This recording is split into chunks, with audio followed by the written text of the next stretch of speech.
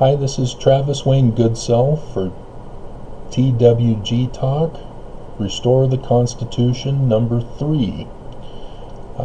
Today is the 26th of November, 2017. And today's topic is about are our constitutional rights free, or do we need to restrict, censor, edit, deny, limit, etc. our constitutional rights? What is the extent of our freedom? So the subject matter will be utilized with the First Amendment. The First Amendment is, Congress shall make no law respecting an establishment of religion or prohibiting the free exercise thereof, or abridging the freedom of speech or the press, or the right of the people peacefully to assemble and to petition the government for a redress of grievances. All of these are under the banner of freedom of speech, and they all pertain to whether or not we can have religion run dominantly in this nation, whether we can have people freely declaring whatever they want to declare, and people swarming our justice system for whatever grievance they think they have.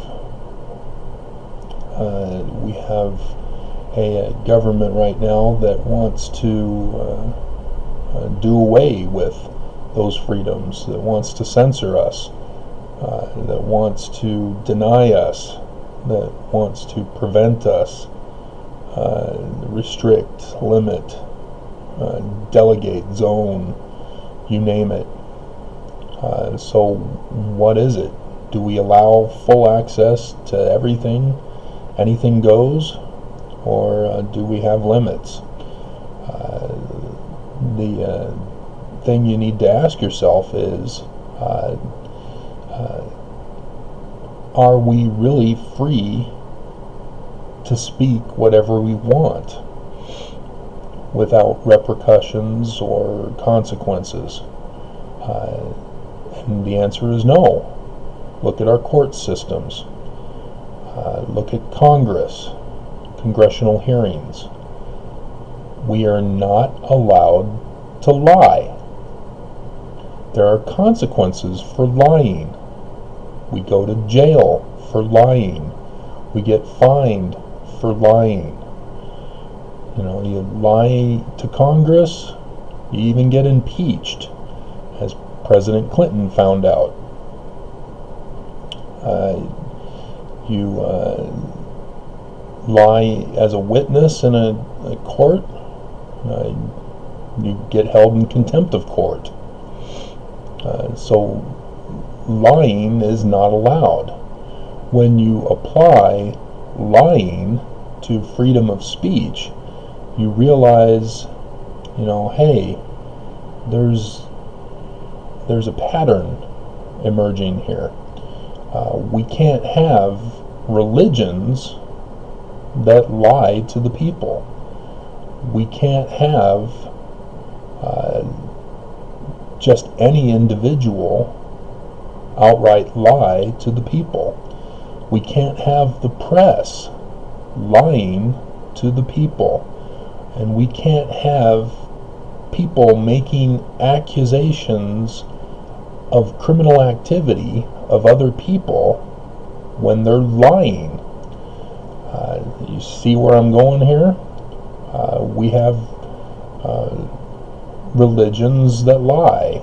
We have people that support communist, terrorist, anti-Semitic, anti-racist, or anti-race speech, hate speech. We have the press that won't cover certain news items. They throw in advertising for companies. They edit presidential speeches. I've caught ABC editing President Trump's speech. I found out by comparing it with another speech of another news agency. The Deseret News here in Utah will not publish comments critical of the LDS Church when it's by a member of the church. Do we want a religion dominating the minds of our politicians, of our government leaders? The answer is no. Government needs to be independent of religion. But if you allow religion to take sway and affect the minds of the people, look what happens. Trump supporters, the majority of them are evangelicals. So, how do we control this? How do we stop it? How do we prevent it? How do we prevent the accusations of sexual harassment that is flying out all over the place, from Hollywood to sports to our government? It's horrifying. Jeremy Piven was accused, and he, took a polygraph test, and he passed. But now they're questioning the polygraph, and so, and more women come out to try to knock people down. What about those that were proven to be false? We have to hold them accountable. Liars have to be punished.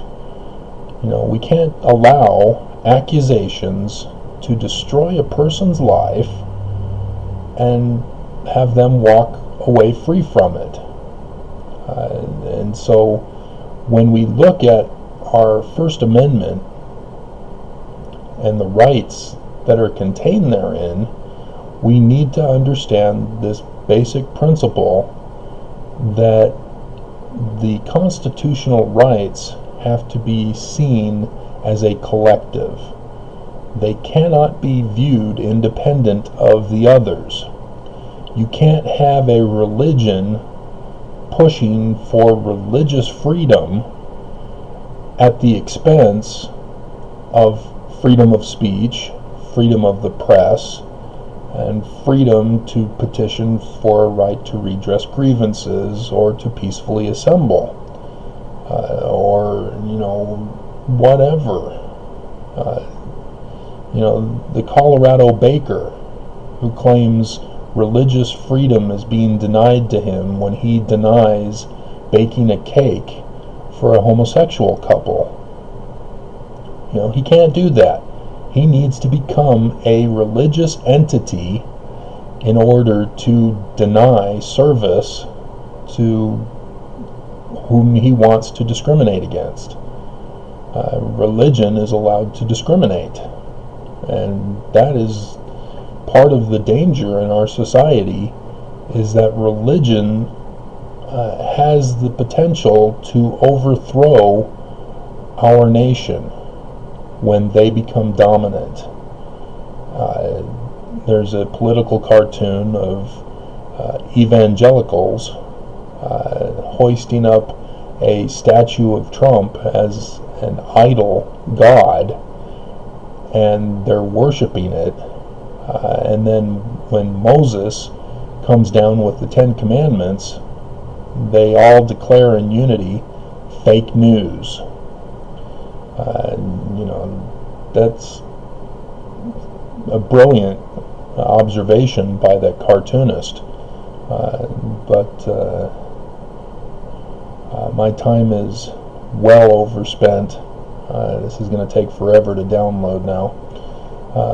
But you get the point that I'm going to be utilizing in my future videos about the Constitution and our rights, is that we can't look at them separately. When we look at the Second Amendment, we need to utilize it in comparison with the other rights. We can't just isolate it. The Second Amendment is for the militia. It's not for individual citizens. And we have completely got that messed up when we took it out of context. So, yeah, there's a lot to talk about, a lot to restore, and hopefully I can influence somebody somewhere out there. So, thanks.